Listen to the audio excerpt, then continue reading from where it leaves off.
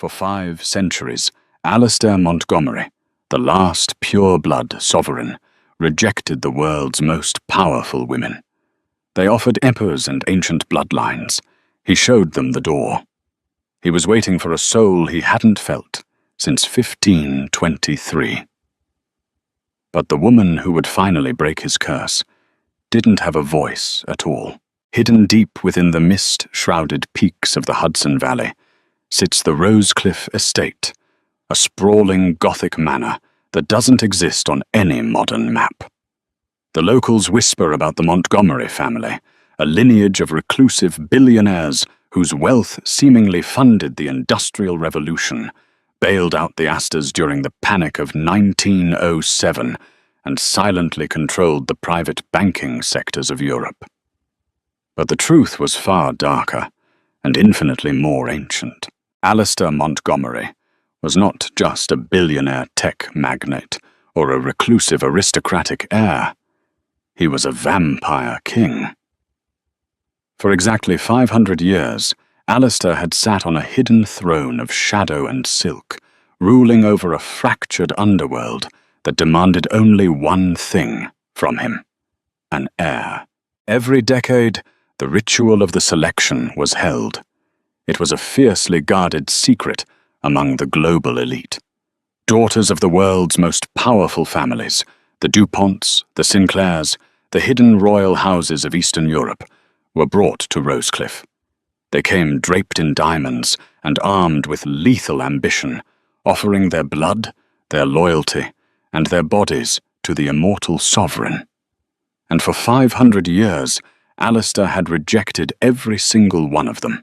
He didn't just reject them, he broke them. With a single glance, Alistair possessed the terrifying ability to hear the true intentions of anyone in his presence.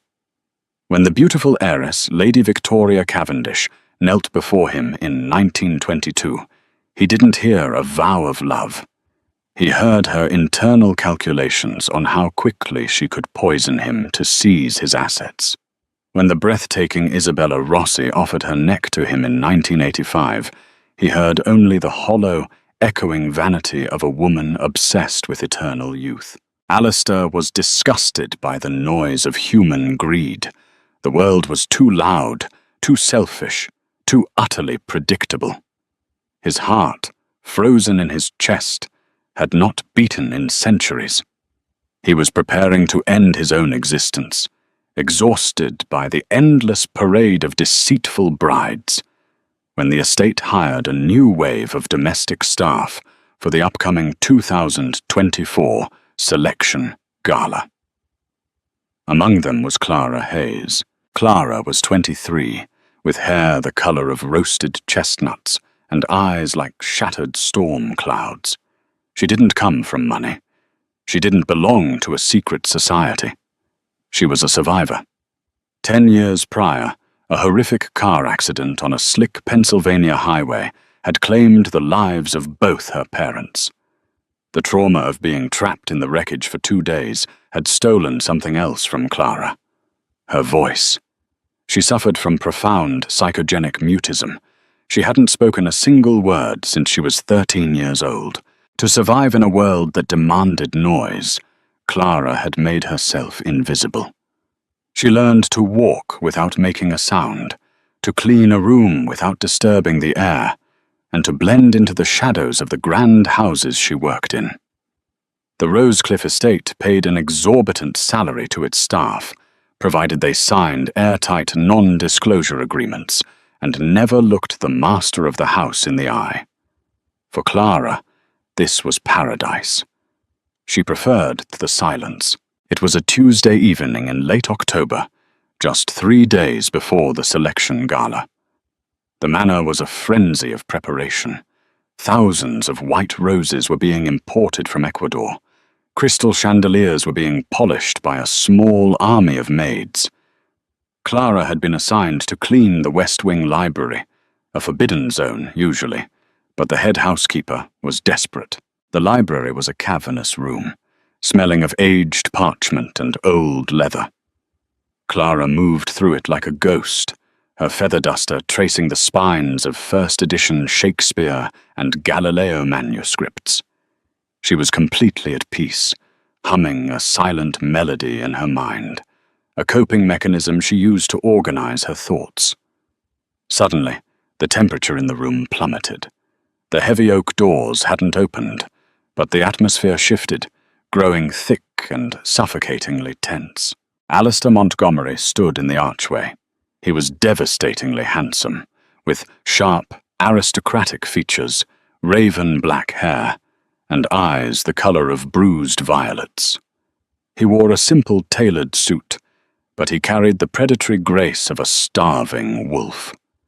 He had retreated to the library to escape the agonizing mental noise of the arriving brides, whose thoughts were already echoing through the lower floors like a swarm of ravenous locusts. Alistair closed his eyes, bracing himself for the inevitable flood of terrified or greedy thoughts from the maid he sensed in the room. He reached out with his mind, preparing to erase her memory of him and dismiss her. But when his telepathy brushed against Clara's mind, Alistair staggered backward, actually gripping the doorframe for support. There was no noise. No frantic scrambling of anxiety, no calculations of wealth or fear of his imposing presence. Instead, Alistair heard a symphony. Because Clara couldn't speak, her internal world was a vibrant, sprawling canvas of sensory imagination. Alistair didn't hear words. He felt the gentle, rhythmic hum of a cello playing a melancholy tune. He saw vivid bursts of color, the exact shade of the autumn leaves outside, the tactile memory of the leather books she was dusting. It was the most beautiful, purest mental sanctuary he had encountered in half a millennium. Clara turned around, noticing him for the first time. She didn't gasp. She didn't drop her duster. She simply stood there, her wide, stormy eyes locking onto his violet ones. She gave a small, respectful curtsy, keeping her gaze steady. "Who are you?" Alistair projected the thought directly into her mind, a trick that usually sent humans screaming in terror. Clara blinked, mildly surprised, but she didn't panic. Her mind simply formed a gentle, inquisitive image, a picture of a small brown field mouse looking up at a towering dark storm cloud. For the first time in 500 years, Alistair Montgomery smiled. The obsession was instantaneous and absolute. Over the next 2 days, Alistair rearranged the entire structure of his household just to keep Clara near him. He promoted her from general housekeeping to his personal attendant, a position that hadn't been filled since the 1800s. The head housekeeper, Mrs. Gable, was visibly terrified by the command, but she obeyed without question. Clara found herself serving tea in his private study, organizing his correspondences, and standing quietly in the corner while he conducted ruthless business meetings with global politicians and tech CEOs. She was entirely unaware of what he was. She simply thought her boss was an eccentric, incredibly intense billionaire who preferred a quiet assistant. But for Alistair, Clara was an oasis in a desert of torment. When the psychic noise of the estate became too much, when the scheming thoughts of the arriving aristocratic brides gave him blinding migraines, he would summon Clara. He would sit in his leather armchair, close his eyes, and just listen to the profound, beautiful quiet of her mind. She thought in feelings, in colors, in memories of rain tapping against a window pane. She was pure. She was entirely untainted by the darkness of his world. However, the peace could not last. The selection gala had arrived. The grand ballroom of Rosecliff Estate was transformed into a glittering spectacle of wealth and power. Orchestras played, champagne flowed, and the world's most elite vampire families mingled with human billionaires who were desperate for immortal favors. At the center of it all was Genevieve Sinclair. Genevieve was the front runner for the throne. Her family controlled the largest private blood banks in Northern Europe. She was breathtakingly beautiful, with icy blonde hair and a smile that could freeze water. She had spent the last 50 years preparing to be Alistair's queen, and she was fiercely territorial. As the night wore on, Alistair sat on a raised velvet dais, looking thoroughly bored as bride after bride was presented to him. He could hear their minds. "I will finally have his wealth," thought a Russian countess. "I will control the North American covens," plotted a French heiress. Standing in the shadows behind a massive marble pillar, holding a silver tray of fresh crystal glasses, was Clara. She was wearing a simple conservative black uniform, completely out of place among the silken diamonds.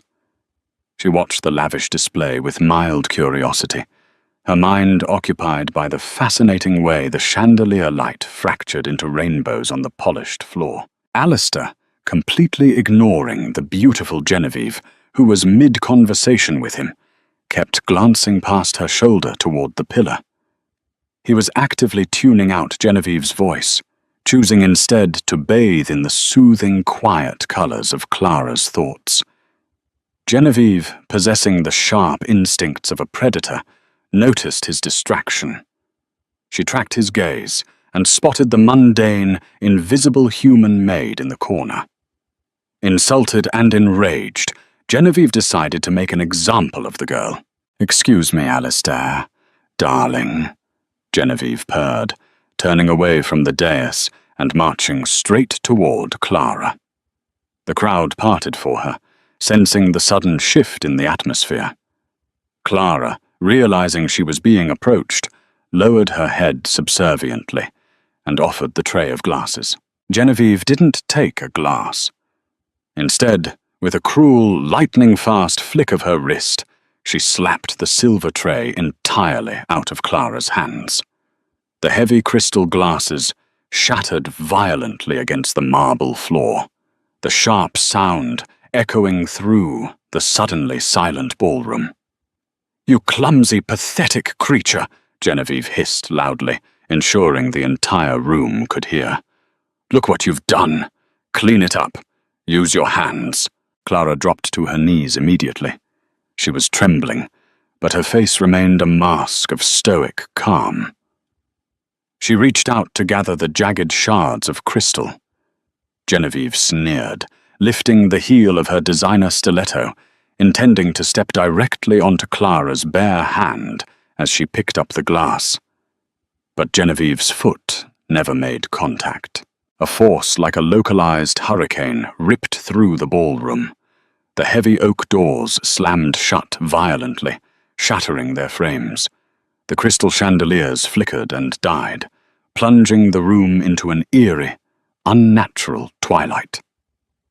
In a fraction of a second, Alistair was no longer on his throne. He was standing directly in front of Clara, his hand wrapped tightly around Genevieve's throat, holding the immortal heiress a full foot off the ground.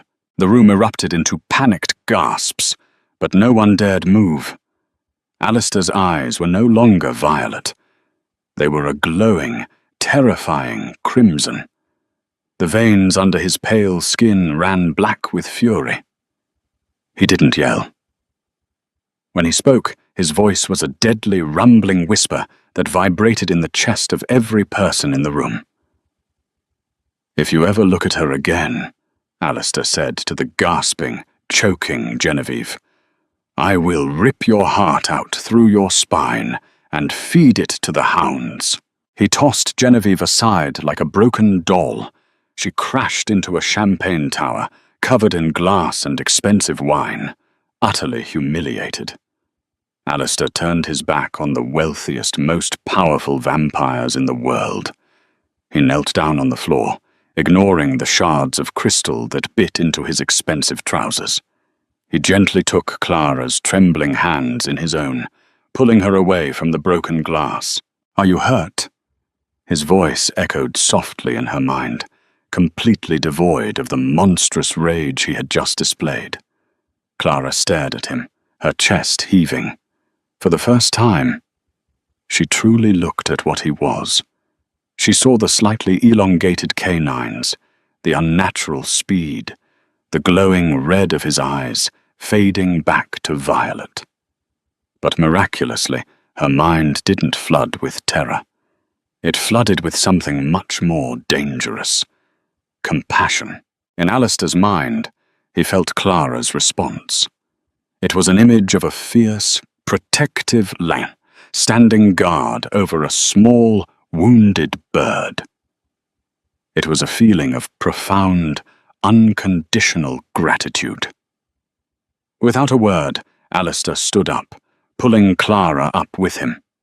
He looked out at the sea of shocked aristocrats, the 500 years of bloodlines, wealth, and power that had tried to claim him. "The selection is over," Alistair announced, his voice ringing with absolute finality. "Get out of my house." He turned and walked out of the ballroom, keeping Clara's hand tightly encased in his. He didn't care about the political fallout. He didn't care that he had just declared war on the Sinclair family. He only cared about the silent woman walking beside him. But as they disappeared into the dark corridors of the manor, Genevieve Sinclair pulled herself from the wreckage of the Champagne Tower. Her eyes burned with a venomous, murderous hatred. The Vampire King had rejected them all for a broken, mute human. And Genevieve swore to the ancient gods of their kind that she would ensure Clara Hayes never left Rosecliff Estate alive. The morning after the catastrophic selection gala, the financial markets of the human world experienced an inexplicable tremor. Trillions of dollars shifted across offshore accounts.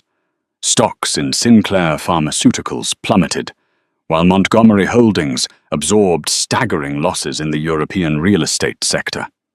To the oblivious human anchors on CNN and Bloomberg, it was a sudden, aggressive corporate war. To the hidden elite, it was a declaration of supernatural annihilation. Inside the impenetrable walls of the Rosecliff Estate, the atmosphere was suffocating.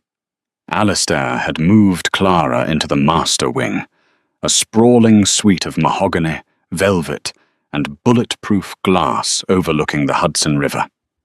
For the first time in her life, Clara was not serving.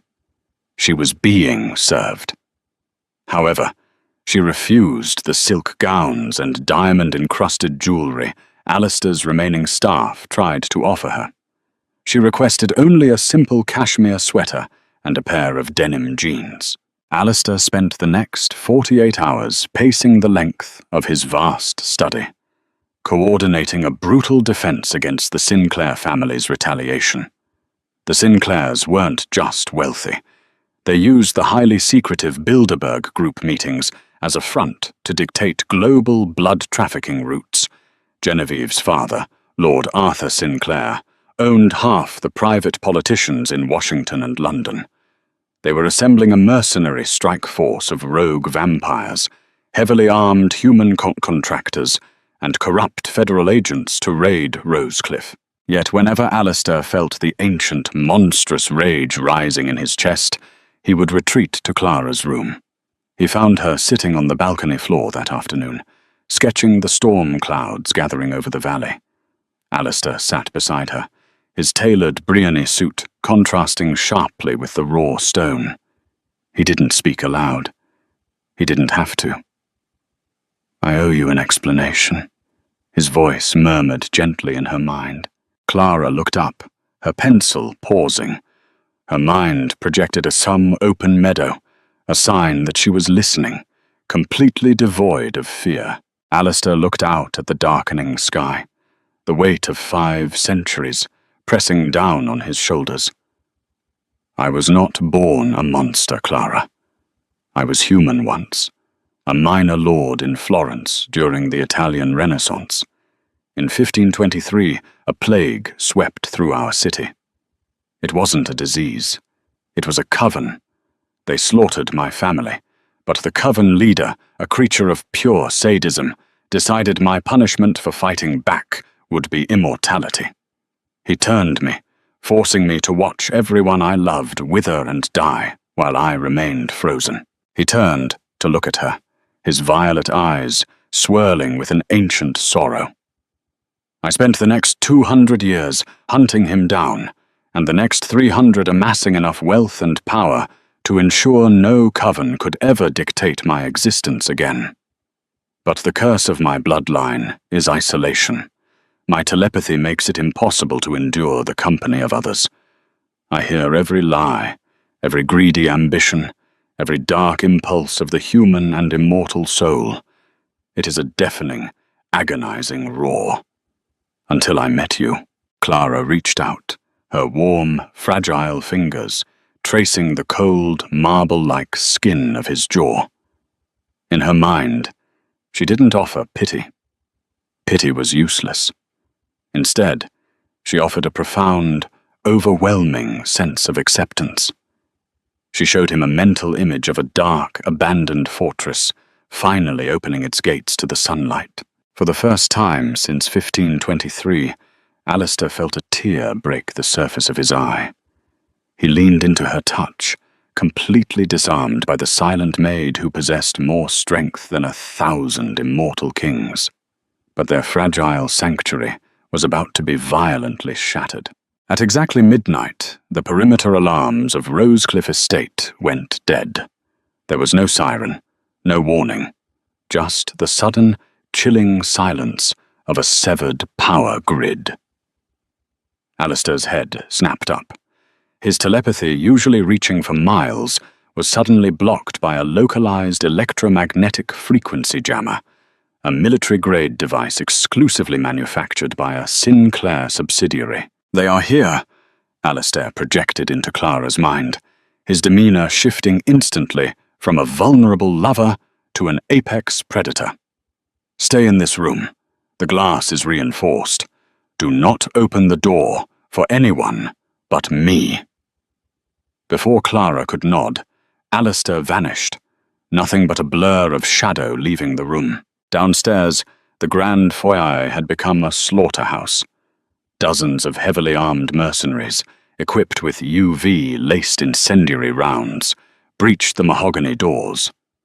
Accompanying them were 5 Sinclair enforcers, lethal, ancient vampires hired specifically to restrain Alistair.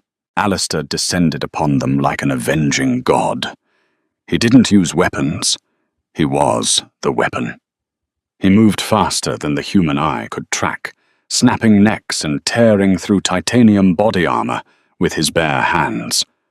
The foyer was painted in blood and the flash of gunfire. But it was a distraction. While Alistair systematically dismantled the strike team on the ground floor, Genevieve Sinclair had already bypassed the main house. She had coerced Rosecliff's head of security, a human named Miller, who had massive, hidden gambling debts tied to the real-world Genovese crime family, to give her the master bypass codes to the upper wings. Clara was standing near the fireplace, clutching a heavy iron poker, her heart hammering against her ribs. The reinforced doors of the master suite didn't blast open. They simply clicked, the electronic lock glowing green as it was overridden. Genevieve stepped into the room. She was dressed in sleek, black tactical leather, her blonde hair pulled back, her fangs fully extended. She looked at Clara and smiled, a terrifying, soulless expression. "Did you really think," Genevieve purred, stepping over the threshold, "that a mute little human could steal the throne from a Sinclair and live to see the weekend?" Clara didn't back away. She gripped the iron poker tighter, her knuckles turning white. She couldn't scream for help, but even if she could, the raging battle downstairs drowned out all other noise. "He's distracted," Genevieve sneered, slowly circling Clara like a cat playing with an injured mouse. "My father sent 50 men to die downstairs just to buy me 3 minutes with you. You ruined my destiny, you little rat. You humiliated me in front of the syndicate." Clara swung the heavy iron poker with all the strength she possessed. It was a fast, desperate strike, aimed directly at Genevieve's head. But human speed was nothing to a vampire. Genevieve caught the iron rod with one hand, her expression turning bored. With a violent twist, she ripped it from Clara's grasp and threw it across the room, where it shattered a priceless Ming vase. Before Clara could react, Genevieve's hand shot out, her fingers wrapping around Clara's throat. She lifted the human girl off the ground, pinning her against the silk-lined wall. Clara choked, her hands desperately clawing at Genevieve's iron grip. Black spots began to dance in her vision. "I'm going to drain you dry," Genevieve whispered, her breath cold against Clara's cheek. "And when Alistair comes back, I'm going to make him watch me burn your lifeless body to ashes." Genevieve lunged forward, her fangs sinking deeply into the soft flesh of Clara's neck. Pain, sharp and blinding, exploded through Clara's nervous system. She could feel her life force, her very heartbeat, being violently pulled from her veins. Her mind, usually a quiet sanctuary of colors and music, erupted into a chaotic, terrifying storm of static and fading light.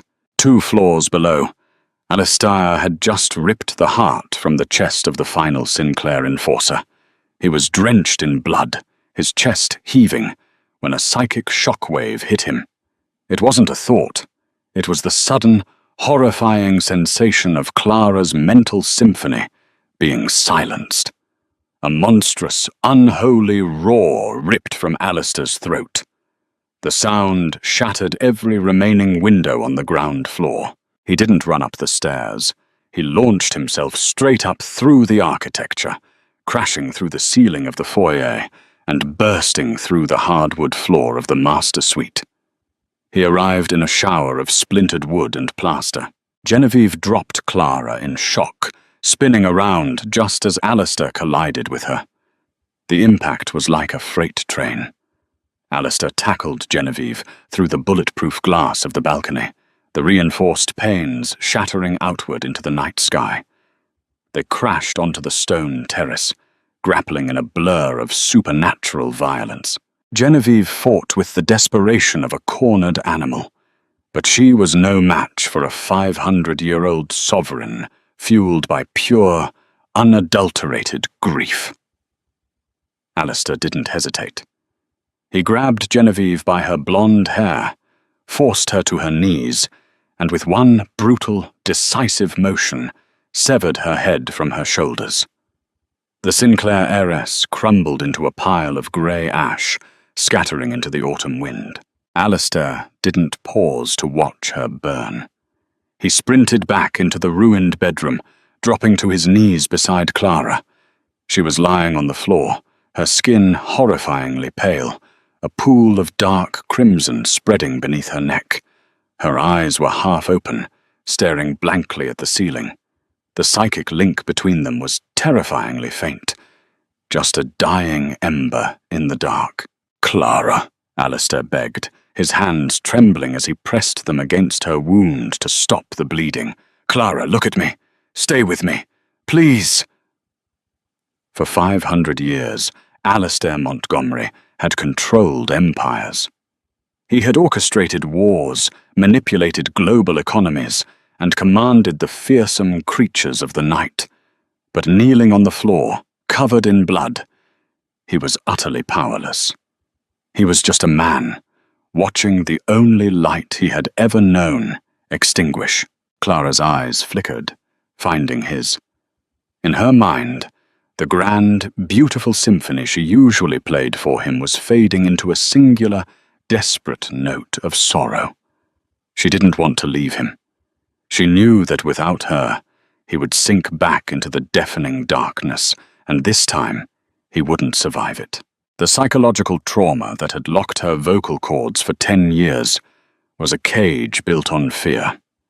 But in this final moment, looking into the tear-filled eyes of the immortal king who loved her, that fear evaporated, replaced by an overwhelming, desperate need to comfort him. Clara reached up, her blood-stained fingers touching his cheek.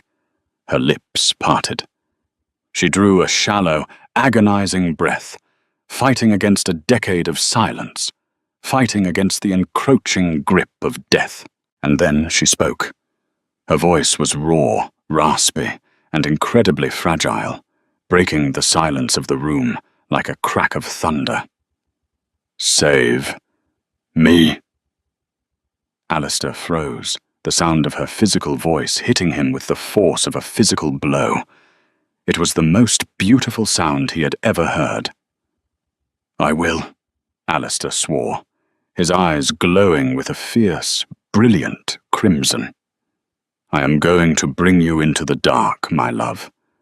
But you will never be alone." Alistair bit into his own wrist, tearing the flesh until his immortal blood welled up, thick, dark, and pulsing with ancient power. He pressed his bleeding wrist to Clara's pale lips. "Drink," he commanded softly. Clara swallowed the blood.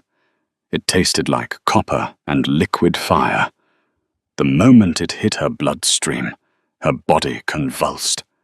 The transition from human to immortal is a brutally violent process, a war between life and death at a cellular level. Alistair pulled her into his lap, wrapping his arms around her tightly, rocking her as the fever consumed her. He stayed with her for 3 days and 3 nights, while her body burned and rebuilt itself. He ignored the frantic calls from the syndicate, ignored the fallout of Genevieve Sinclair's death. He only focused on the woman in his arms. On the evening of the 4th day, the storm broke. Clara opened her eyes. They were no longer the color of stormy grey clouds. They were a vibrant, mesmerizing shade of crimson that slowly faded into a deep, brilliant violet, the exact color of Alistair's. She took a deep breath, feeling the unnatural strength coiling in her muscles. The physical world was overwhelmingly loud now. She could hear the heartbeat of a deer miles away in the forest, the rustle of leaves falling to the ground. But when she looked at Alistair, sitting beside the bed, haggard and anxious, the noise faded. Alistair held his breath, terrified of what the transformation might have done to her mind. "Clara." He reached out telepathically, bracing for the dark, greedy noise that plagued all vampires. Instead, he was flooded with the triumphant, deafening roar of a grand orchestra, playing a crescendo of absolute joy. Her mind was still pure. The vampirism hadn't corrupted her soul. It had amplified its beauty. Clara sat up, moving with a fluid, predatory grace that belonged to a queen. She looked at Alistair, a soft, confident smile touching her lips. "I hear you," Clara said aloud, her voice clear and melodic. Alistair let out a breath he felt he had been holding for centuries. He pulled her into a desperate, passionate kiss, a promise sealed in blood and shadows. The world of the elite vampires would never be the same. The Sinclair family demanded a war. But when Alistair Montgomery emerged from the Rosecliff estate a week later, he did not come alone. Clara stood beside him, no longer an invisible maid, but a sovereign queen, possessing a psychic dominance that brought the oldest vampires to their knees. For 500 years, the Vampire King had waited in the deafening noise of the world. Now he ruled it, guided by the woman whose silence had saved his soul and whose voice would echo through eternity. Did Clara and Alistair's dark romance keep you on the edge of your seat? If you loved this thrilling twist on the Vampire King trope, smash that like button and share this video with your fellow dark romance lovers. Don't forget to subscribe and hit the notification bell so you never miss out on our spine-chilling, epic love stories. Drop a comment below. What power would you want as a vampire? See you in the next story.